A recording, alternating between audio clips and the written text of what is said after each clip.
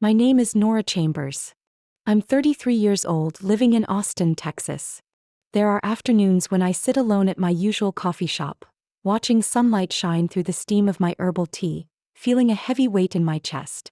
Not because of work or money, but because of the feeling of being unseen by my own family. If you've ever been called the invisible one among your relatives, maybe you'll understand what I'm about to say. Since I was a child, I learned to step back. Not because I was shy, but because no one ever needed me to step forward. There are 3 siblings in my family. My oldest sister is Claire, the kind of daughter every suburban mom dreams of. Top grades, blonde curled hair like someone off cable TV, a soft voice that somehow makes everyone else feel inferior. My youngest brother, Tyler, is 6 years younger than me and has always been mom's little prince. Me. I'm the middle one. A title blander than tap water. I remember clearly the night I brought home my high school honors diploma. I walked in with a small flicker of hope, holding that deep red certificate. Mom was prepping dinner. I said, "I got selected for the full-ride scholarship at UT Austin, Mom." She stirred the roasted chicken without looking up. Claire got into 3 schools at once back then, remember? My heart clenched. I tried to smile and thought, it's fine. I'm used to this. My dad, Roger, was once a finance manager at an insurance company. He measured his kids by salary and years to promotion. To him, my computer science degree was nothing compared to Claire's MBA or Tyler's future law school plans. I told him I wanted to study programming. He folded down his newspaper and looked at me, puzzled. Computers? You can play games, sure, but don't expect to make money from that stuff. I bit my lip. I wanted to say technology was the future. That I loved writing code, building systems that could change how the world worked. But instead I just nodded and went upstairs. I was 16, and that was the first time I understood what it meant to not be believed by your own family. Claire was different. Every one of her achievements was framed, laminated, pinned to the fridge. Any article with her name got photocopied for the whole family. As for me, a second-place state art competition piece of mine got stuffed into the utility drawer because no one cares about art at that age. I wasn't jealous of Claire. She was brilliant, no denying that. What I couldn't stand was how our parents made me feel extra. Every night the family had dinner together. Dad would ask Claire, "Another a today, sweetheart?" Then turn to Tyler. "How was baseball practice, son?" And to me, he'd say, "You're still doing computer stuff?" I thought I'd get used to that cold shoulder. But I didn't. Every time I saw their eyes light up for Claire or Tyler, then glaze right over me like I was part of the furniture, I felt like I was slowly being erased. I can't count how many times I stood alone at family gatherings, listening to them gush about Claire's awards or Tyler's plans, while I got the occasional, "Nora's doing fine, right, hon?" A rushed question lost in the middle of all that glitter. At 22, right after graduating top of my class, I tried one more time. I knocked on my dad's office door and said, "I just got an offer from a software firm in Dallas. They want me to build a new data management platform." He raised an eyebrow. "Do they offer health insurance? Retirement benefits? Anything more solid? If not, maybe ask Claire's friend. She could help you land an admin job." I said nothing. In that moment, I knew I'd never be stable enough in their eyes, never be like Claire, never be a pride like Tyler. I'm not going to lie. There were nights I cried in the dark, not because I had failed, but because I succeeded and no one cared. I worked, saved, bought my first car at 24, but my parents still introduced me as the one dabbling in computer stuff. One dinner, my uncle asked, "What's Nora doing these days?" Before I could answer, Mom cut in, "She does something with websites. Not too sure, but it's fine as long as she's happy." That line stabbed like ice.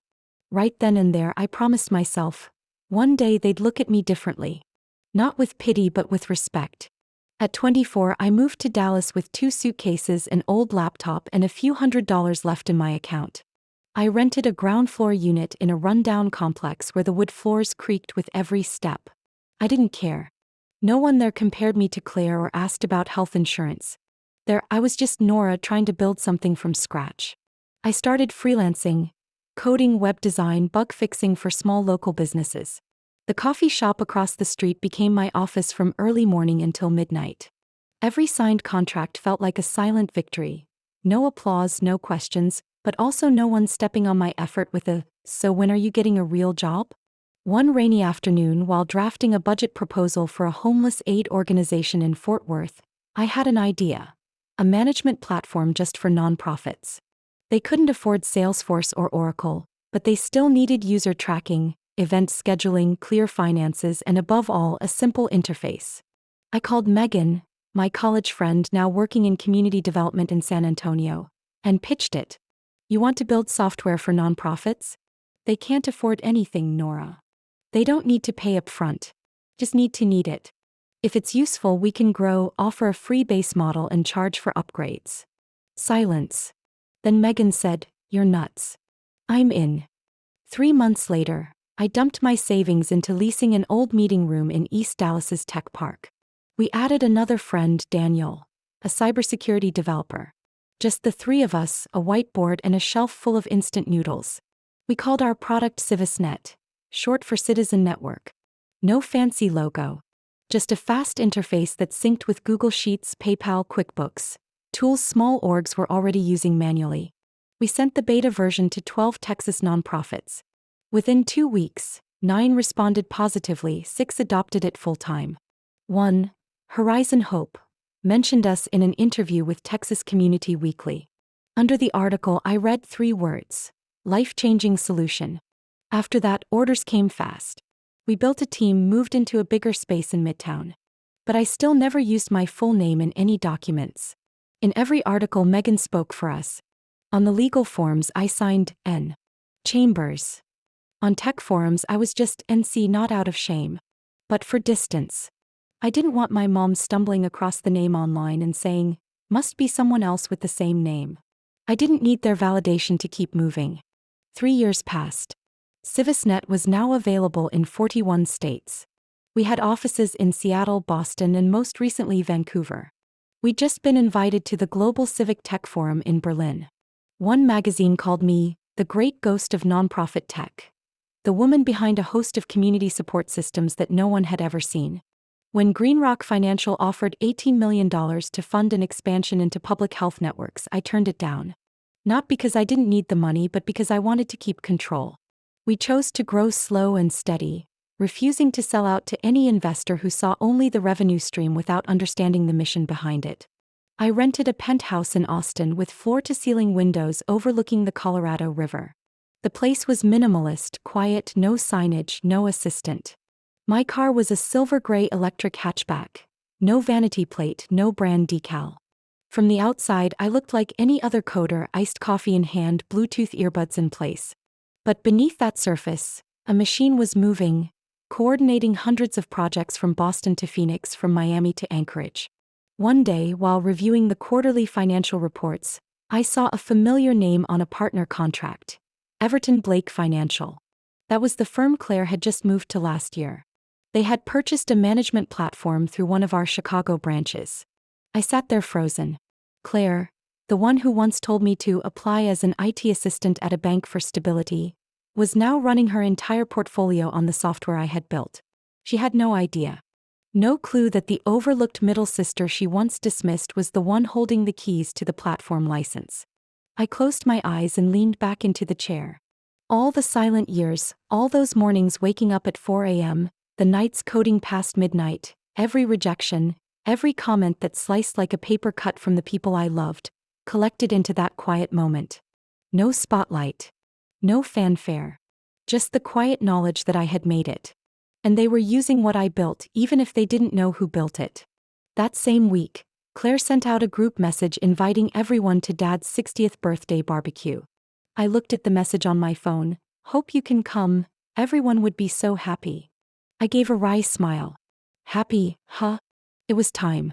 I showed up to the barbecue with a caramel almond cake inside a white wooden box, custom-made from a small artisan bakery in East Austin.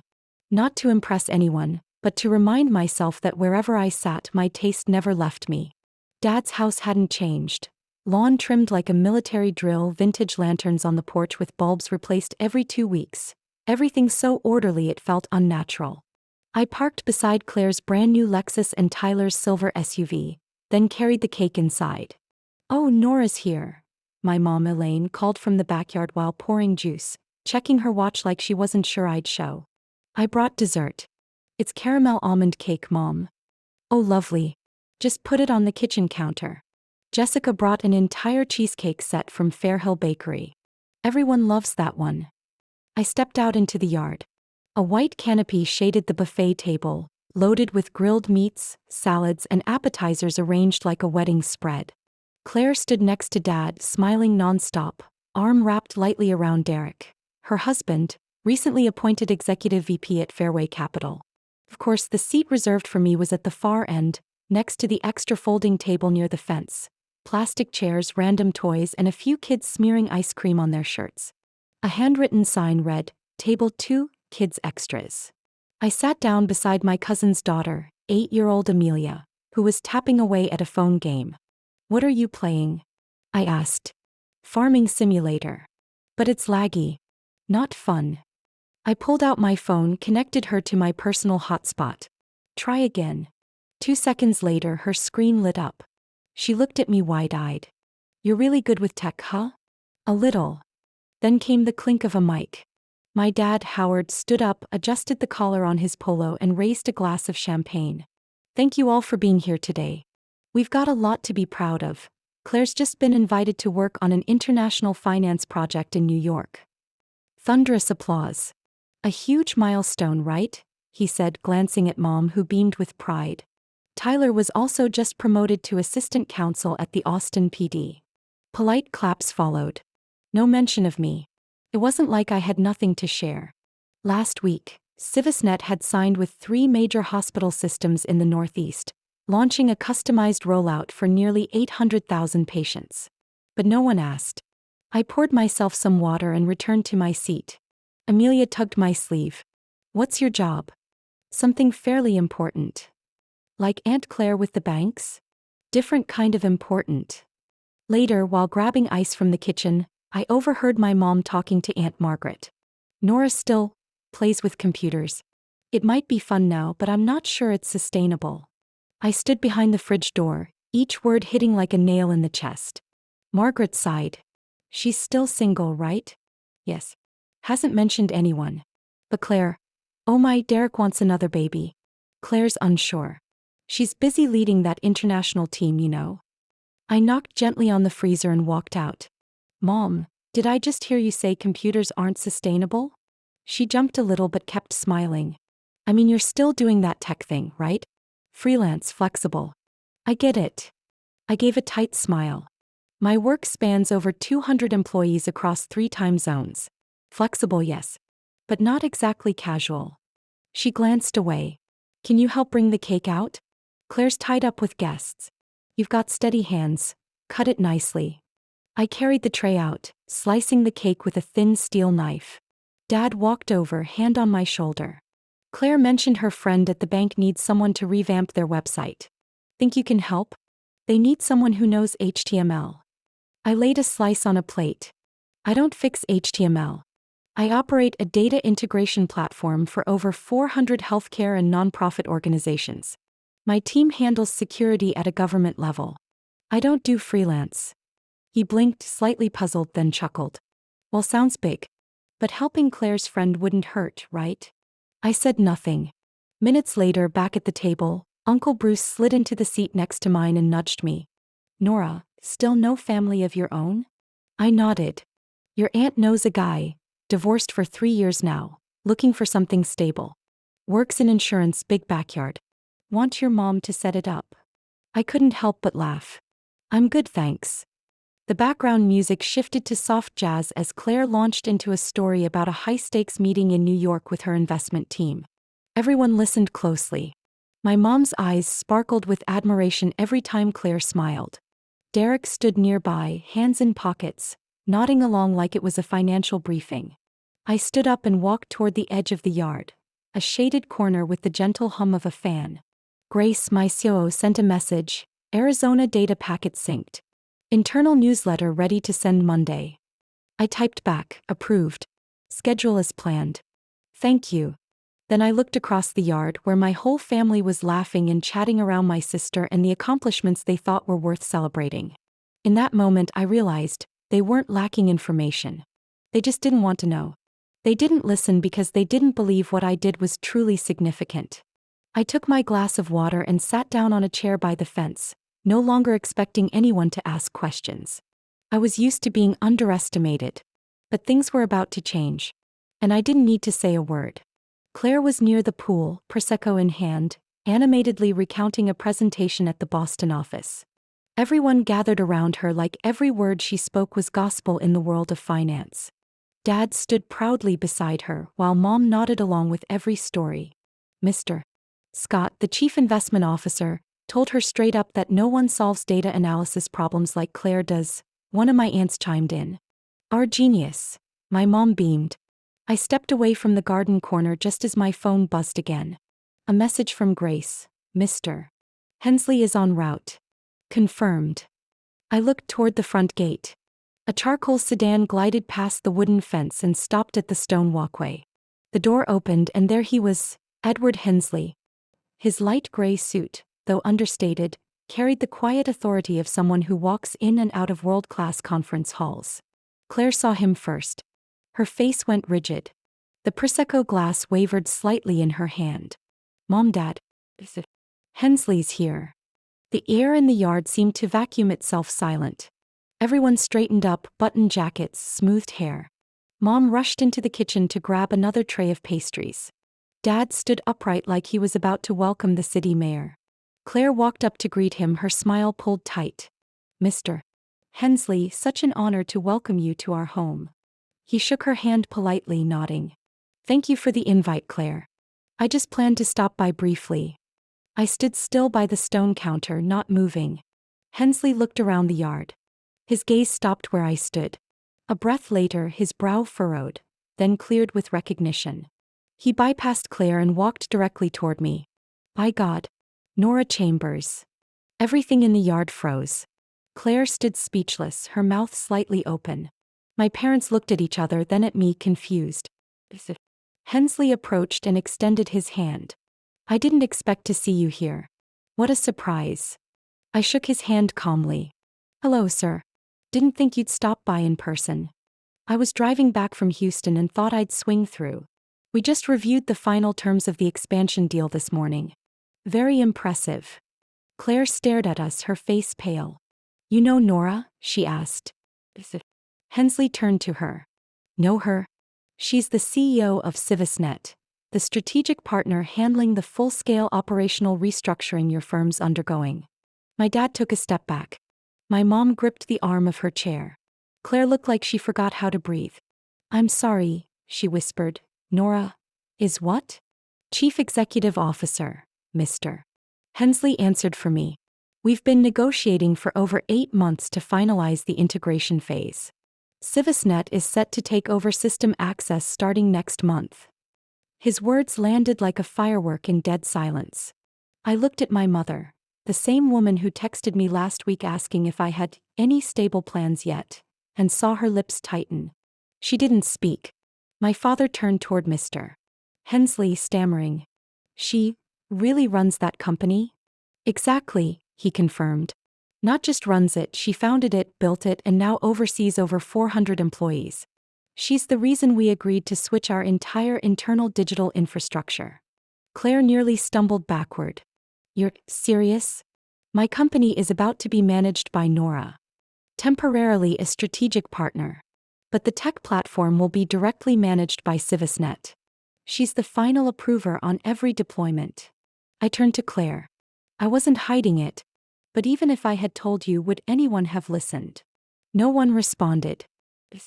Hensley seemed to realize the tension thick in the air. Perhaps I arrived at the wrong time, he said with a polite smile. But I must say this is one of the most fascinating industry moments I've witnessed. I looked at Claire. She hadn't moved, her eyes still trying to process the collapse of her long-assumed order. You're really the CEO? She asked, voice trembling. Yes. Since 6 years ago. I didn't need to say more. The truth stood on its own, undeniable and alive. Hensley gave his regards and returned to his car. As he drove away, no one in the yard dared to speak. I refilled my water and walked back to my seat next to Amelia, the little girl who'd been coding farming games earlier. She looked up at me, eyes wide. You're a real boss? I nodded. But you don't sit at the big table. I gave a soft smile. Sometimes where you sit doesn't matter as much as knowing exactly who you are. Every gaze still lingered on me. But this time no one looked away. No one smirked. No one called me the sister who plays with computers anymore. They stayed silent, because everything that needed to be said had already been said. Claire still stood frozen after Mr. Hensley's final words, as if something had drained all color from her face. My dad blinked repeatedly, his eyes flicking between me and the gate where Hensley had vanished. Mom pressed a hand to her chest, brow furrowed. You're telling me you're the CEO of Civisnet? The company working with Morgan? That's impossible. I looked up. The late afternoon sunlight streamed through the eaves, glowing as if mocking everyone who had ever underestimated me. We're not just collaborating. We're the company in the process of merging Morgan into our operations system. Phase 2 begins next month. No way, Claire stepped back, her voice turning hoarse. It took me 2 years to get promoted there. You can't just walk in and take control of everything. Do you even know what you're doing? I know exactly what I'm doing, I replied. You've just never cared to know what I've been doing. No one said a word. I gently swirled the glass in my hand, the sound of ice clinking against the sides slicing through the tension like a blade. I once talked about signing that contract with the Midwest Health System. Back then, Mom just turned and asked Claire about her engagement ring. Mom froze. You said something? I did. 3 years ago. At a barbecue just like this one. I mentioned that my team had to rewrite the entire patient data module in 60 straight hours. You nodded, then turned to ask Claire when the wedding was happening. Dad sat down, his back slightly hunched. The pride he always wore seemed to slip away. And that time, I looked straight at him, when I told you we were opening an office in Montreal. You asked if I'd applied for an internship at Claire's bank yet. He didn't argue. Just stayed quiet. Aunt Margaret spoke softly from behind. You never really said things outright. It was like, you didn't want anyone to know what you did. I turned and scanned the yard. Faces looked uneasy. A few relatives avoided my gaze. Because every time I did speak up, people stared past my shoulder like they were waiting for someone more interesting. It wasn't that I didn't share. It's that no one cared to ask. And if they did, it was always with that half-mocking tone. Still messing with computers? Claire bit her lip. Derek stepped forward, gently placing a hand on her shoulder, trying to steady her. You're really behind the merger? She asked again, as if trying to confirm the surreal truth in front of her. Yes. Morgan is the final puzzle piece in Civisnet's regional data integration chain. The system you're managing financially will come under the oversight of my team. She took a deep breath, her eyes reddening. I've worked my butt off for 8 years. I didn't cut corners. I didn't climb through connections. Neither did I said slowly. I coded at 3 a.m. in rooms with no air conditioning. I took out loans. I turned down 3 separate rounds of funding just to retain full ownership. I never asked anyone in the family for help. I did it alone, Claire. Dad stood and approached me. Kept it so well hidden. We had no idea. If we'd known, we could have helped. Helped how? By handing me a list of administrative office jobs? Or suggesting I follow Claire's stable path? I didn't hide. I just stopped hoping. A breeze passed through, carrying the scent of cold barbecue and crumbled cookies scattered across the table. Amelia tugged at my sleeve and whispered, "Auntie, are you like the boss of all computers?" I smiled. No. I just help people use them better. Claire stepped back from the silent circle, her fingers gripping the glass as if it might crack. You mean you sat there listening to me ramble about projects, financial strategies, while you were in charge of the whole thing the entire time without saying a word? I don't need to announce every win to be validated, I said. I didn't build Civisnet to compete with you. I did it because I believed I could. She turned away, saying nothing. Mom stepped forward slowly. Nora, it's not that I didn't care. I just thought you needed time. You've always been quiet. I didn't understand your work, so I didn't know how to praise. You didn't have to understand everything, I interrupted. You just had to listen. Dusk spread across the yard like a blanket. The string lights hanging along the fence began to glow, a soft, golden hush falling over everything. I turned and walked toward the stone table, where the almond cookies still sat untouched. Inside me there was no anger. Just something calm and still like water. As if everything that needed proving had been proven, and what remained were the consequences of silence left too long unbroken. Claire had disappeared from the backyard right after Mr. Hensley left. I figured she was finding somewhere quiet to recover from a blow no one could absorb in front of others. When I saw Derek follow her quietly, I didn't rush. I gave space. Some cracks need to spread on their own before the person living with them can face the damage. About 30 minutes later, I made my way upstairs. The house was unchanged, beige walls, lavender-scented candles in the hallway, our parents' wedding photo hanging on the center stairwell. My old bedroom was on the left, Claire's at the end of the hall. Her door was slightly ajar. I knocked gently. "Claire, can I come in?" No answer. I pushed the door open. She was sitting on the edge of the bed, her back straight, hands clutching the bedsheet like she was holding herself together. Derek wasn't there. I sat down on the chair by the old vanity. In high school, she used to sit there for hours, brushing her hair, applying peach-flavored lip gloss. We stayed silent for almost a minute. "I don't know whether to be angry or ashamed," Claire said, her voice dry. "Say everything you need," I replied. She turned to look at me, exhaustion gleaming in her eyes. A rare thing for someone who usually had control over everything. I poured everything I had into getting where I am. Worked 12-hour days. Replaced dinner with coffee. Wore designer clothes not to show off but to play the part. I gave up my personal life to reach that position.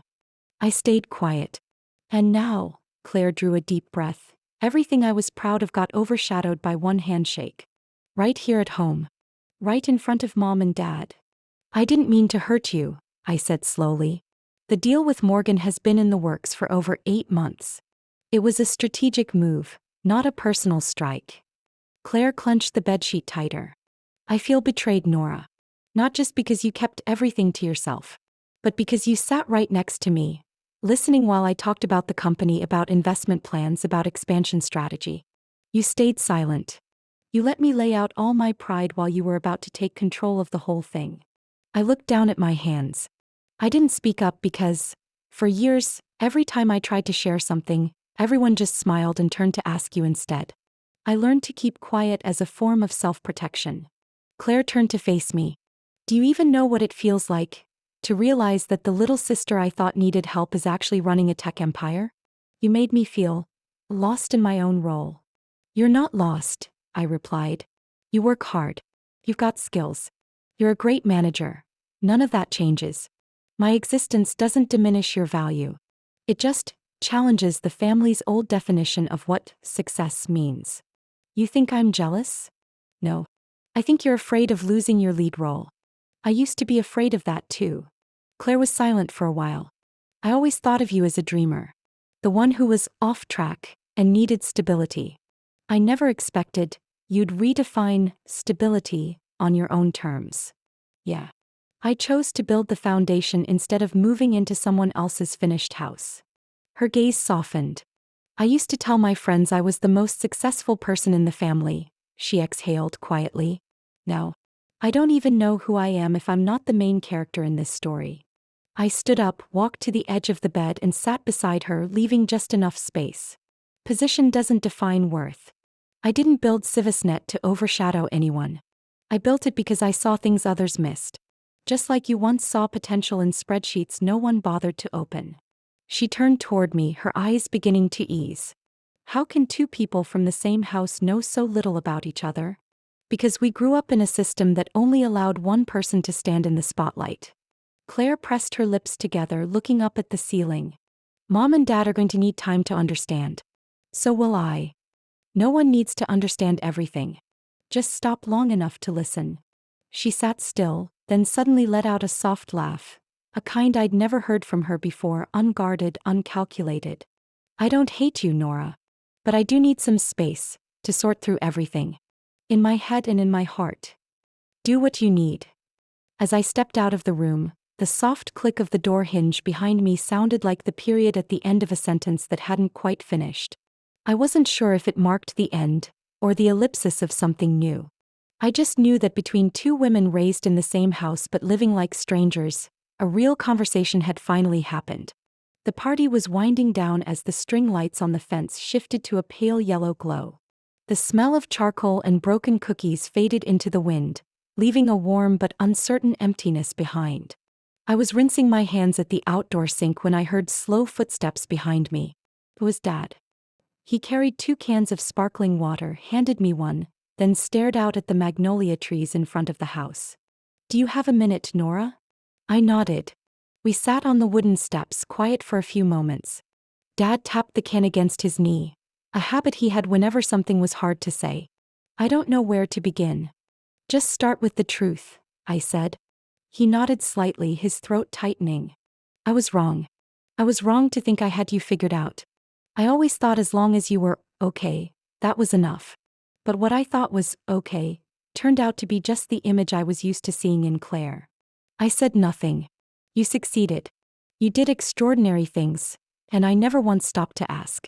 Not because I didn't care, but because I was blinded by an outdated idea of success." I looked up at him. Under the dim light, I could see every wrinkle by his eyes, the uneven gray in his hair, and a kind of remorse that didn't need explaining. "Your mom's struggling with it too," he continued. "She's not used to having to catch up to understand you. All these years, everything revolved around Claire. Now it's flipped. But the one thing we can't turn away from anymore is you." I pressed my lips together. "I don't need praise. I just want to be acknowledged as someone who matters." "I understand now." A while later, Michael showed up, hands in his pockets, looking unsure of himself. "Is this a bad time?" I motioned for him to sit. Dad stood, patted Michael on the shoulder, then went inside. Just us and the crickets and the wind rustling through the wooden fence. "About today. I don't even know how to talk about it without sounding stupid," Michael began. "Just be honest," I sighed. "I used to think you were weird. Different. Kinda closed off, skipped parties, never said much. I figured you chose a simple life." "I actually chose a private life." "Exactly. Turns out, while the rest of us were chasing titles and job labels, you were running an entire system and none of us knew." He looked at me, eyes impossibly sincere. "I feel ashamed. Truly. I never asked what you were doing. Never gave you even 3 minutes of my time." I stayed quiet. "When Mr. Hensley called you a CO, I thought he mixed you up with someone else. But then I saw your face. That calm. No one can fake that." I felt like a clown. I turned to him, speaking slowly. "I don't blame you. The fault lies with the adults who taught us to only see value in noise." Michael smirked and scratched the back of his neck. "If you've got time sometime, could you teach me how to manage an engineering team? My company's working on a project that needs to integrate user data, but our security setup is still a weak spot." I looked at him. "You're being serious?" "Completely. Not because you're my sister, but because you're better than me in that field." I laughed. "Send me a detailed email. I'll take a look." He patted my shoulder, his eyes carrying a kind of ease I hadn't seen in years. It hit me then. Michael was the first in the family to truly take a step toward accepting change. When I walked back into the living room, the atmosphere had shifted. No one was huddled around Claire like she was the sun anymore. Aunt Margaret approached with a crooked smile. "Nora, would you mind sharing some materials on Civisnet's integration platform? The nonprofit I work with just lost our old software provider." I nodded, saying nothing more. Not everyone comes back for noble reasons, but at least they were starting to show up. Mom stepped forward, holding a small box of caramel almond cookies. "I saved your portion. I know you like these." I took the box, it was still warm. "Thanks, Mom." She held my hand a little longer than usual. "Would you like for me to visit your office next week?" "Not out of curiosity. I really want to understand what you're doing." I nodded slightly. "Sure. But you'll have to sit through a lot of tech jargon. As long as you're explaining it." Across the yard, Claire had returned. She didn't say much. But when our eyes met, she gave me a small nod. No olive branch, no apology, just a gesture that said, "She's still trying." I turned the cookie box in my hands, realizing that change doesn't always come with grand statements. Sometimes it's in the smallest things. A request to learn, an honest touch, an email sent with respect. 3 weeks after the barbecue, I stood in the marble-tiled kitchen of my penthouse apartment in Austin, pouring coffee while watching sunlight stretch across the skyline. No one called my name. No one mentioned grades, rankings, or asked, "When are you going to settle down?" There were no comparisons, just the quiet hum of the coffee machine and a calm rhythm in my chest. My schedule was packed from 9 a.m. to 3 p.m., but I left the door open. Dad was coming, for the first time, entering a space I had built free of old assumptions. The doorbell rang at 8:40. Punctual to a military degree as always. I opened the door. Dad wore a light blue button-down khaki pants and held a small cactus in a box. "Your mom said this one's easy to take care of." I took it and placed it on the windowsill. "I already made coffee. Almond milk instead of cream, just like last time, right?" He nodded, glancing around the living room. "This place feels miles away from the house you grew up in." I invited him to sit on the gray velvet couch. The coffee table was carved from walnut wood, sitting beside a shelf filled with tech journals and ceramic sculptures I'd collected on business trips. "There was a time I thought I'd never invite anyone from the family here," I said. Not out of anger, but because it never felt like anyone actually wanted to step into my world. Dad turned the coffee cup slowly in his hands, his eyes fixed on the floor-to-ceiling windows overlooking the Colorado River. "I spent a long time measuring things the wrong way. Thought I was guiding you. Turns out I was just standing in the way." I stayed quiet. "When you moved out, I thought you were running away," he continued. "But sitting here now, I see you weren't running. You were moving forward." I leaned back slightly into the seat. "Everyone in the family tried to help me in their own way. It's just, their way wasn't meant for me." "Did you ever feel lonely?" "I did." "How about now?" I looked toward the mini server rack in the corner, where our development team tested new models. "No. Now I feel enough." Not long after that conversation, Mom sent me an article about women in tech with a simple note attached. "You once mentioned this. I finally get what you meant." Brief, but it was a beginning. Jessica still kept her distance. We didn't text often.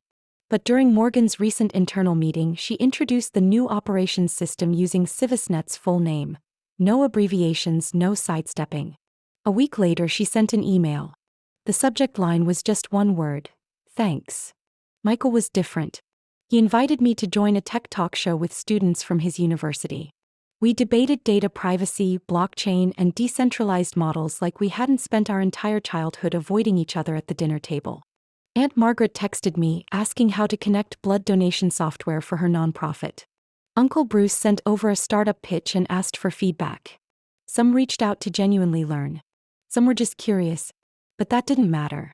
What mattered was, I was no longer standing alone on the edge of the family gathering. There wasn't any miracle. No grand reconciliation. But there were small changes, just enough for me to realize I wasn't trying to be recognized anymore. I didn't need agreement to feel worthy. This apartment, this job, the peace I wake up to every morning, none of it is a reward for finally being acknowledged. It's the result of continuing even when no one applauded. When they called me weird, a dreamer, directionless, I kept going. Not for recognition, but because I believed. Being underestimated didn't break me. It taught me to trust myself instead of waiting for someone else to validate me. That's what freedom really is. When Mom called to say Thanksgiving would be at my house this year, I was stunned. "Who decided that?" I asked. "Everyone," she replied.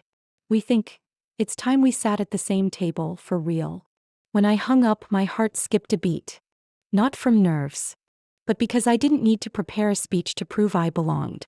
Nora Chambers was once the most overlooked person in her family, left out of every conversation about success.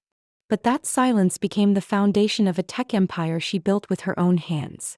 When the truth came out, the whole family was forced to rethink what value and success really meant. Without titles or approval, Nora proved that real worth doesn't come from someone else's recognition. It comes from the courage to follow your own path all the way through. What do you think about Nora's journey and how she dealt with being underestimated by her own family? Share your thoughts below. And don't forget to follow the channel for more powerful stories about life and family.